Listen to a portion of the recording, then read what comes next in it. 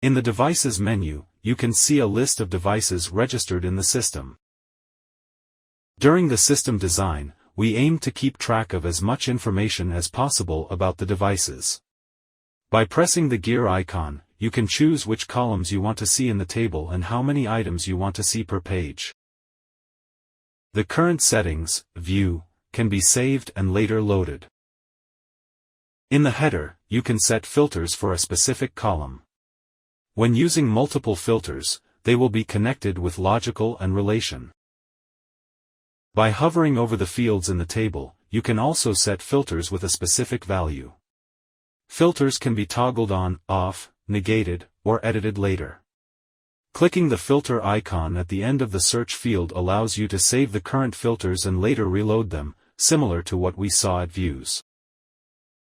There is a free text search at the top, which searches for most column values. From the devices in the table, you can select one, several, all visible, or all. Group operations, commands, and settings can be performed on the selected items.